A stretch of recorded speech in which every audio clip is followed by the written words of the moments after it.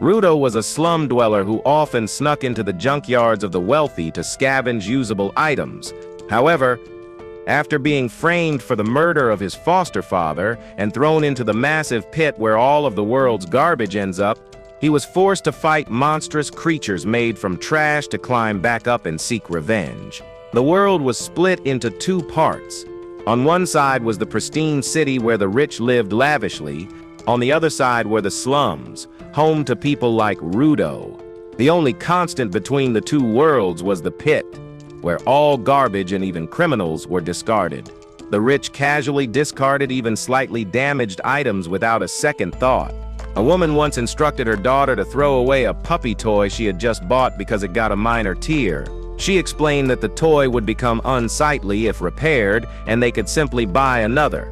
The daughter readily agreed.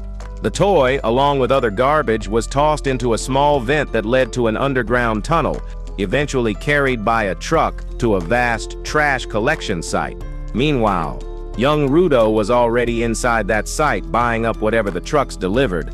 He had sneaked into the facility and entered one of the rooms, but unfortunately a guard heard something and went to check. The guard burst into the room with his gun drawn, shouting at the disgusting degenerate threatening the city's beauty by hoarding trash.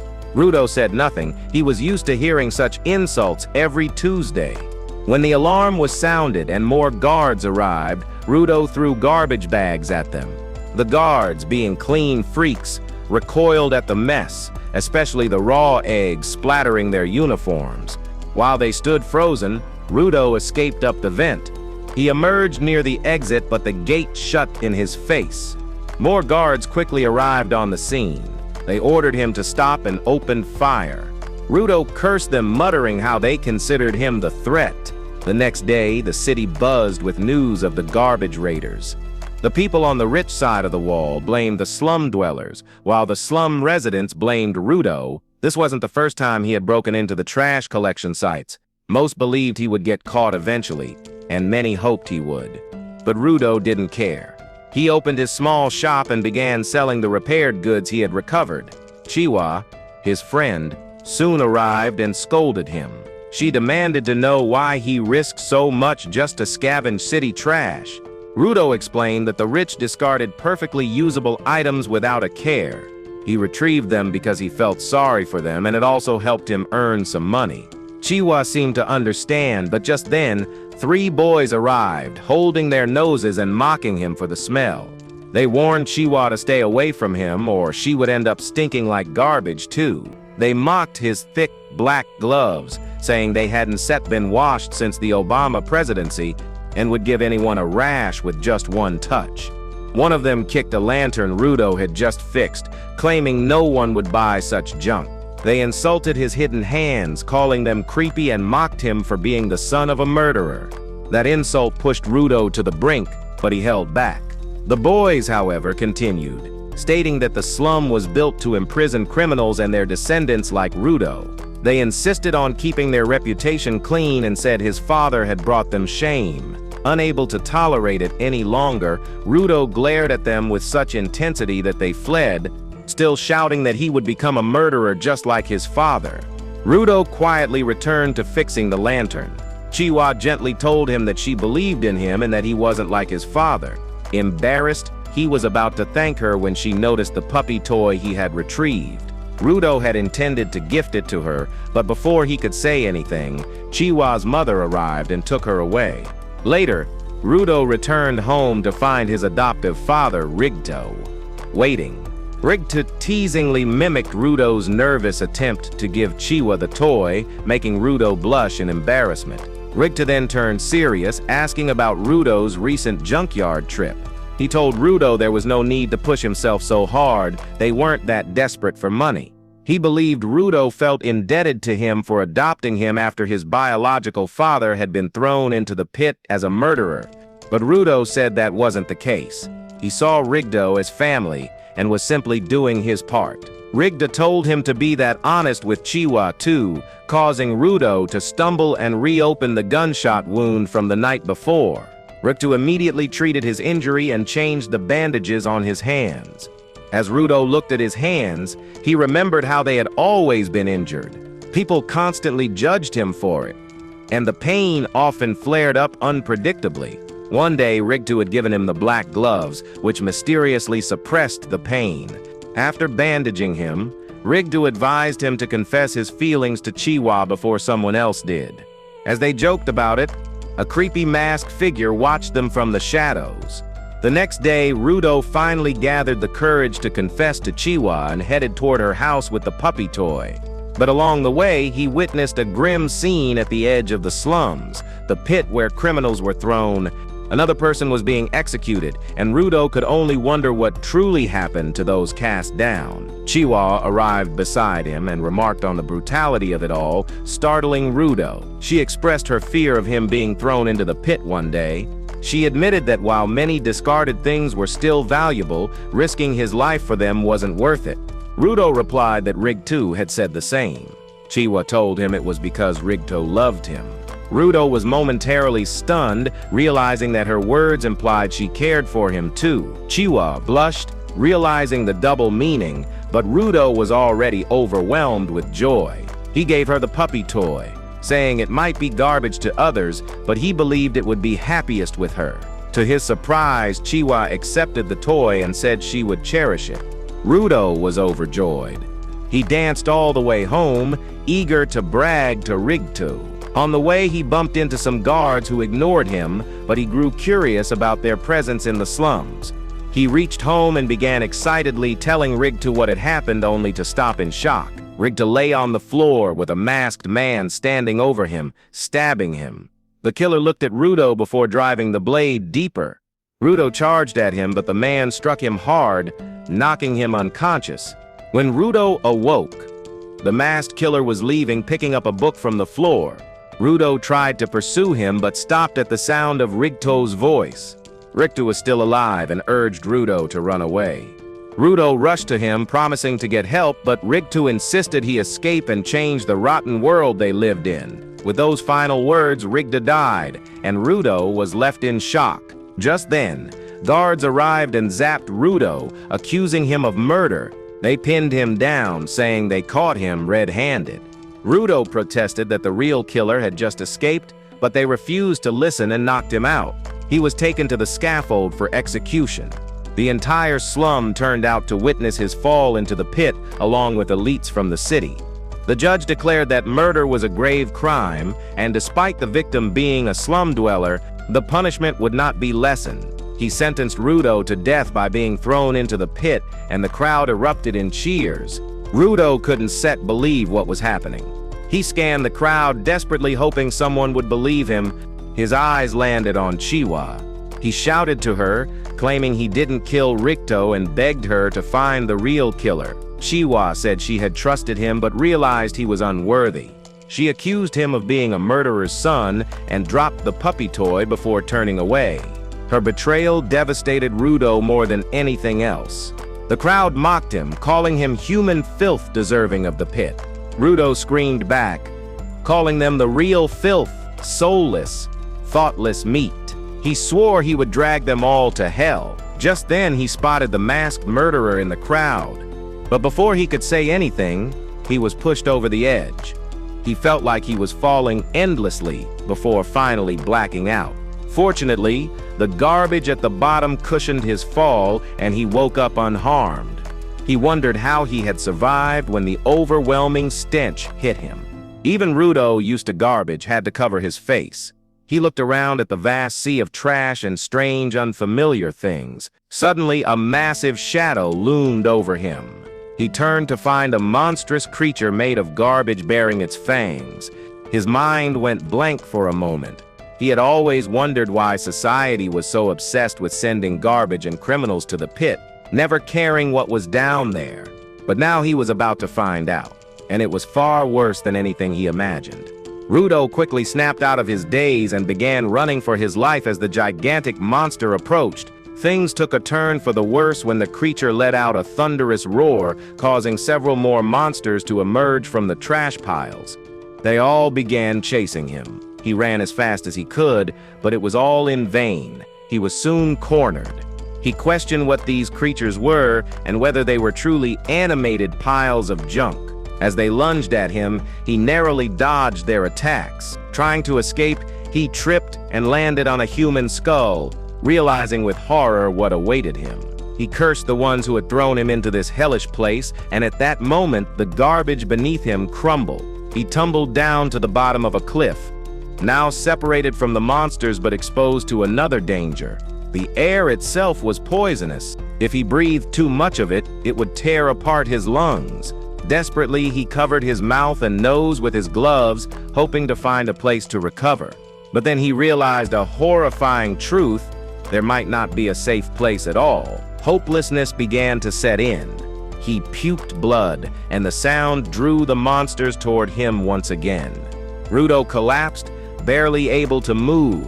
He was close to accepting death when a memory of Rigto's final words resurfaced in his mind. Suddenly, a strange energy surged through his hands, though he didn't notice it yet. His vision began to change, and he saw glowing lights emerging from the trash piles and from an iron pipe nearby. With new resolve, he crawled toward the pipe, determined to survive because he now had a purpose. Grabbing the pipe, he stood up and declared that he would return to the surface to get revenge on the people who had sent him here, and on the one who had sent him here. And on the one who had killed Rigto. Rage boiled within him. The monsters crept closer, sensing an opportunity. But when one of them attacked, Rudo struck it with the iron pipe without even looking, sending the monster flying. The impact sent the creature crashing into the umbrella of another pit dweller, who was surprised to see someone powerful enough to fight these monsters. Meanwhile, Rudo had entered a berserker state. He paid no mind to the poisonous air or the blood dripping from his nose. Even being slammed into giant rocks at high speed didn't stop him. One of the monsters crushed the rock he had been slammed into, burying him in rubble, but Rudo emerged from it, pulling a metal pole along. He swung the pole with full force, inflicting serious damage on one of the creatures. But then another monster suddenly emerged beneath him. Rudo managed to leap away from its jaws just in time. However, the effects of the toxic air finally caught up to him. He began coughing up blood again, giving the monsters another opening to strike. Just then, the mysterious power in his hands awakened again, granting him the strength and fury to remain standing as two monsters attacked him simultaneously. Rudo survived the impact and used a metal sheet as a blade to slash the skull of the first monster. He then spun around and cleaved the second one in half, causing it to explode. He paused briefly to catch his breath, but another massive monster approached. Upon seeing it, Rudo tried to flee to recover, but the creature stomped the ground, sending out a powerful shockwave that launched him into the air. As he landed, Rudo was stunned to see a man wearing a creepy mask standing over him. He wondered who this person was and how he had appeared so suddenly. The masked man lifted Rudo and kicked him forward, coughing blood. Rudo prepared to fight back, but the man placed a gas mask over his face, allowing him to breathe again. Completely confused, Rudo asked the stranger if he was a local. He demanded to know where they were and what the monsters were, but the masked man shushed him. Still, Rudo continued asking questions loudly. The masked man hissed for him to stay quiet again, but Rudo, oblivious, pressed for more information, wondering if they were underground. The man finally lost his patience. He shouted that they were not underground, but above the surface. He explained that the ones living above had turned this place into a hellhole. He told Rudo that the trash monsters were drawn to sound, and thanks to his shouting, they had now been noticed. He added that normal weapons couldn't kill the beasts, and that sneaking away silently had been their only option, but now it was too late. As one of the creatures approached from behind, the masked man readied himself. Golden energy pulsed from his arm and wrapped around his umbrella, transforming it into a weapon. When the monster attacked, he twirled the umbrella at its face like a spinning blender, tearing it apart. The shredded pieces of the creature fell and disintegrated into dust. Rudo was already astonished by the strange power, but he was even more shocked that the monster didn't regenerate afterward. A massive horde of monsters then arrived, but the masked man remained calm. He charged into battle, slicing through the creatures with his bladed umbrella. He leapt into the air using the umbrella as a parachute. Rudo wondered if this power came from the technology used by locals of this strange land, or if it was something unique to the man. As he hovered in front of the last remaining giant monster, the beast spat an acid ball at him. The masked man blocked it with his umbrella, scattering the acid, which exploded violently upon hitting nearby garbage. Using the monster's head as a platform, the man jumped even higher into the air. He poured more energy into his umbrella, increasing its size and destructive force. He dived back down, slicing through the monster's head and the ground beneath it. After the fight, he returned to Rudo, who asked who he was. The man removed his mask and introduced himself as In-Jin, a simple cleaner. But within seconds, Rudo did something to make him regret removing the mask. In-Jin cursed Rudo for making him take it off, and then Rudo suddenly collapsed. While unconscious, Rudo dreamed of a memory from childhood. He had come home after being bullied and pushed into a sewer by other kids for claiming that objects had souls. Rudo had asked him if he hit the boys back. Rudo said he hadn't. He then asked Rudo if it was true that objects would gain a soul if treated with care. While cleaning Rudo admitted that it was just an old tale meant to make people appreciate their possessions, but he personally liked to believe it. This fascinated Rudo, who asked if the items around their house had souls too, including his gloves. Rudo said that if he cherished them, they just might. Rudo woke up from the dream to find himself chained and being dragged by In-Jin. He cursed at him, demanding to be freed, but In-Jin replied that he was taking him somewhere safe. Rudo didn't care. He only wanted to return to the surface and get revenge. His words made In-Jin stop. In-Jin told him that returning to the surface, or the sphere as they called it, was impossible. He explained that the sphere was high in the sky and constantly in motion. Then he resumed dragging Rudo, advising him to accept reality. But Rudo refused to give up. He insisted he would return to the sphere no matter what. He accused In-Jin of knowing a way back and threatened to keep shouting until monsters appeared. In-Jin, growing frustrated, promised to show him exactly what kind of place this was. He dragged Rudo more roughly until they reached a clearing in a canyon, noticeably cleaner than anywhere else. There, In-Jin dropped Rudo and left him. Rudo shouted after him to at least remove the chains, but In-Jin walked away silently. Soon, a group of men wearing gas masks emerged from nearby trucks. They approached Rudo, who wondered if they were the locals. The men were curious about him, judging from his clothes, and asked if he was from the sphere. Rudo nervously replied that he had fallen from there. The men suddenly ripped off their masks, thrilled to find a living spherite. They explained that they'd only ever found dead ones before. Excited, they examined Rudo's face, overwhelming him, and he backed away. They claimed they meant no harm and started untying him, making Rudo think they were nicer than In-Jin, but it was all a trap. Rudo was soon bound tightly again inside a truck. He had no idea what was happening. Outside, the men talked excitedly about how lucky they were to find a living spherite. They were worth a fortune. Dead spherites' body parts and clothes already sold for high prices, but a living one was extremely rare. Their leader explained that people hated the spherites. He accused those in the sphere of dumping waste on the planet until it poisoned the air and created monsters. He said people who lost loved ones or their homes harbored deep hatred for the spherites and would be eager to torture a live one. To welcome Rudo, the man offered him a meal, rotten meat, and spoiled food. Mocking him, he claimed spherites didn't even touch trash and couldn't digest such filth. But as he attempted to shove the food into Rudo's mouth, he made the mistake of his life. Rudo bit into his fingers, tearing the flesh and chewing it along with the rotten food. He declared that the food was still edible and not trash. The men were horrified, never having seen a beast like him, but that was just the beginning. Rudo was furious with the world for deciding what was trash and what wasn't. He refused to accept it anymore. His power surged again, and he broke free from the chains. He jumped out of the truck and released energy into the ground, lifting nearby objects. In-Jin, watching from a distance, was pleased. He confirmed that Rudo was a giver, someone who could grant life to objects and awaken their hidden power. Rudo recalled Ricto's words that if objects are treated with care, they care for their humans too. Rudo threw off his mask, grabbed the chain that had bound him, and infused it with life, turning it into a weapon. The men charged at him, but Rudo struck the ground, forcing them to retreat. Their leader shouted to target the chain, claiming that a giver was useless without their object. The men succeeded in knocking the chain from his hand, but to everyone's shock and in Jin's delight, Rudo picked up a tire and turned that into a weapon as well.